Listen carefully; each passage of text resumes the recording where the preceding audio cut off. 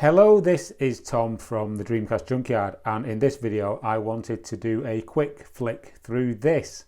This is SEGA Powered magazine, the first issue of a brand new Sega focused physical magazine, as you can see from the title, SEGA Powered. This was kickstarted in 2021. Full disclosure, I backed it, as did several other members of the Dreamcast Junkyard team.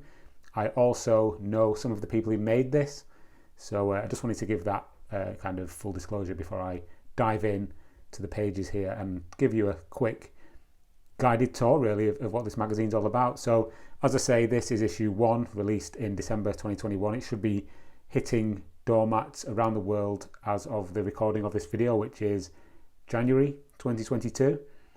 So yeah, what have we got here then? This is SEGA Powered. It's the first issue, Sega focused magazine. Sonic on the cover, adorning the cover here.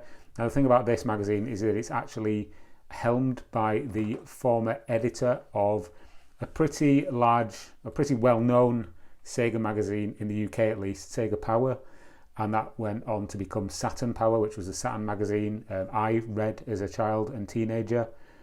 So Dean is somebody who's well known in the UK for being a veteran of video game magazine production, and I like this introductory paragraph, sort of hello from the editor, where he reminisces about the times he had previous magazines, and it's taken 23 years for him to come back to gaming magazines, which is really cool. And also his final sign off from the last ever issue of Saturn Power is here. I just think that's a really nice touch that they've put a nod in to Dean's previous escapades, if we can call them that, in video game magazines. He's not alone. He does have a motley crew, shall we say, of writers, a deputy editor and 2 staff writers. I will bring the magazine close to the camera so you can see who's involved here. We've got Neil, who is an ex-DC UK and Edge writer. He's the deputy editor. We've got Paul Monaghan. He's somebody I know quite well. He's one of my colleagues on the Maximum Power Up podcast, and obviously he's very knowledgeable when it comes to games, magazines, and gaming in general, really, and a really nice guy to boot. And then Marc as well. Marc is one of the pair that runs a website called SegaMags, which basically documents Sega magazines of yesteryear. Again, a very knowledgeable guy and a very nice guy who I've met in real life. So that's the people who make up the editorial team. And what I will say at this point is I'm not going to show you every page, because obviously people who may not have received it yet, or people who want to buy it themselves, may want to be surprised by what's in the magazine, and you don't want me spoiling it for you. So I'll literally just do a quick flick through and give my thoughts and opinions as we go. So yeah, let's move on through the magazine. So contents looks very similar to what you would expect in a magazine from the period that we're talking about, so sort of mid to late 90s, early 2000s. You've got to have a good contents page, lays it all out, what's coming up in the magazine for you. Moving on, starts with some news. People who read magazines back in the day, I know that magazines now are quite sort of few and far between, physical magazines, but they always used to go in a certain way. So you'd have news at the front, then you'd have like your reviews or your previews, then your reviews, and then you'd have like a community bit at the back with like letters and things like that. And they've kind of gone that route here with SEGA Powered, which I quite like. So we've got some news here. It's all Sega focused, so if you're into Sega stuff, this is for you. Some news here about the new Shenmue anime coming up. Some Sega colognes there if you want to smell like your favourite Sega game. I mean, again, I've said it before, but there's no Spirit of Speed cologne. I don't know what's going on there. I don't know. It's not right. Some consoles there. You've probably seen those if you're involved in the online community around Sega and Sega consoles and whatnot. But you can, one thing I do like is that they've put these QR codes in. So if you can see that there, you can basically scan these things with your phone. It will take you directly to what it is they're talking about. So that's nice. It's a nice way of tying the magazine into the online sort of side of things as well, which is quite cool. More news. You can win stuff, as it says quite helpfully here. Scrolling through, look, so you've got news. It's all quite cool. It's just very reminiscent of the magazines of yesteryear, which I like. Shmup Roundup. So these are new things coming out for like the Sega Dreamcast here, and Arduinos 2, Mega Drive games coming out in 2022. The text assist here. And then the main feature, as is depicted on the cover, Sonic's 30th anniversary, is well catered for here in the magazine as well. So a rundown of all the different games, best levels, some nice Sonic merchandise that you may or may not have seen before. It's very well done. I will say that the art direction on this magazine is excellent as well. It's very reminiscent of something like, and equal to something like Retro Gamer. I'm sure you've seen that on the shelves or bought it yourself.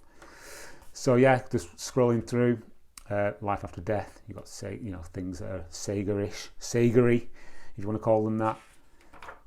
Just scrolling through, nice bit of Dreamcast. I know whose Switch that is there, the Dreamcast 2 Switch.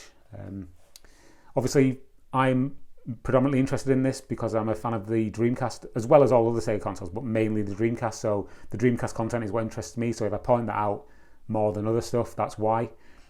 You've got the Retro Fighters pad there, and it's nice that they've included a lot of like modern indie games. So you've got Xeno Crisis, Rush Rally Reloaded there, PR Solar even. It's got a little feature there on shmups through the 80s on Sega consoles. I'm trying to like flick through it and not show you everything because I don't want to spoil it for certain people who've not read it yet. But let's have a look. Skip forward a bit. Got reviews here. Got a review of Sonic, like a retro review, almost like a retrospective with the various members of the team giving their verdicts, which I quite like, rather than everybody. There was a magazine called EGM back in the day that had these reviews where it was basically the opinions of the different members of the team, and it's quite reminiscent of that. I like the way the magazine is written as well. It's got a very kind of British humour, and that's right up my alley. I love that kind of almost like tongue-in-cheek, slightly sarcastic way of writing, and I think they've captured it really well here. Obviously, Dean being from the days of Sega Power, that's what those magazines were all about, and it's brought forward here as well, which is very nice to see. Fighting Vipers there, Daytona USA. We've got Virtua Tennis review there from Marc. Gayung or Nayug, I don't know how you actually pronounce that, but that was a game I had as a child on the Mega Drive, one of the first games I ever had actually, that. Dark Side, this game on the 32X that I also had, which I wasn't particularly fond of, and it looks like Paul's not either from this review. Scrolling through. Now this is a good example of some of the features that they show in the magazine, or they have in the magazine. So this is Overjump, which was something that I was alerted to quite some time ago. It's a recreation of the original Sega Rally, but in the Unreal Engine 5. It's being worked on by a single guy who's basically doing everything. He's basically recreating it with a modern visual overhaul, which is just awesome. And this is the kind of stuff I like to see featured in magazines. Stuff that you might not have, you might have passed it. It might have passed you by. And this is bringing it to a whole new audience, so that's really cool. You've got this, which is a roundup of new games for old consoles, so stuff for the Dreamcast like Xenocider, Xeno Crisis, Metal Canary over here, Shadow Gangs obviously, Tanglewood, XL2 Hellslave is not one I was familiar with, so that's cool to get some info from this magazine. And then you've got things like the Simulant Engine, Ian Michael, who is sort of Dreamcast royalty, along with Luke Benstead over at Kazade, developer of the Simulant Engine, and David Reichelt as well. So yeah, it's all very cool. There's a lot of Dreamcast content here. You got an interview with Roel van Masbergen, who is the guy behind Senile Team, developers of the Beats of Rage engine, amongst other things. So yeah, you've got a big Intrepid Izzy interview there. And then, not finally, but coming towards the end of the magazine now, we've got this thing called the Hardline, which is like, if you remember magazines back in the day, they would have these directories almost of the best games for that console with the relevant review that they did in the magazine and which issue you could find it in. Well, this is kind of similar to that, but this is a lowdown of all the best games, or games that are considered to be the highest caliber on that particular console, and how much you can expect to pay for it as well, which is quite nice. So yeah, we've got quite a few Dreamcast games here in there as well. Again, no Spirit of Speed 1937. Slightly annoying, slightly disappointing, but you can't have everything, can you? No, you can't. Anyway, that's kind of the end of the magazine. I haven't shown you everything that's contained, or you can make your own Chaos Emerald there at the back. That's quite nice if you feel so inclined, and some of the different communities online that you can get involved with if you are a Sega fan. Yeah, what can I say? It's a cool magazine. It's a cool look at the world of Sega as it stands, and also, you know, as it was. I'm very happy that Dean has returned to the world of magazines, because he, as I said earlier in this video, is you know, he's a veteran of the magazine world. Anyone who grew up in the 90s reading gaming magazines, especially Sega focused ones, will know his name. And I'm quite excited to see where they go with this. If they can get some of the big names from back in the day to, you know, contribute, that would be really cool. I'd love to see like a return of Mean Yob. If you're not in the UK and you're not like in your late 30s or early 40s, then some of this stuff probably won't mean anything to you. So things like Mean Yob, and I was always a big fan of the Amiga Power, the way they wrote Amiga Power, and they used to just basically, people would send in like artwork, and the staff of the magazine would just rip it to bits and say how crap it was, and it was just really like over the top, like acerbic humour.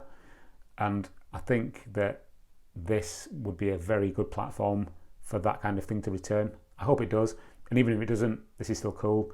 So yeah, I'll put a link in the description to where you can get this magazine from, and I'll also put a link to the SEGA Powered Twitter account, and also put a link to the Dreamcast. If you're watching this on the Dreamcast Junkyard blog, obviously you'll see all this in the actual article, but if not, if you're watching this on YouTube, which I'm sure some people will be, I'll put all that in the description. Anyway, hopefully you enjoyed this. Hopefully you got a nice feel for what SEGA Powered is all about. Hopefully there will be many more issues of this magazine in the future that we can read and celebrate, and just, yeah, revel in the sort of nostalgia of old games magazines, because this is a brilliant homage to that period. Anyway, that's enough from me. I did this completely unscripted, so if I say far too much in this video, I apologise. However, please, what is it they say on YouTube? Like and subscribe, crush that like button and all that stuff, or don't. It's completely up to you. Anyway, thank you for watching, and I will see you maybe in the next video. Thanks for watching.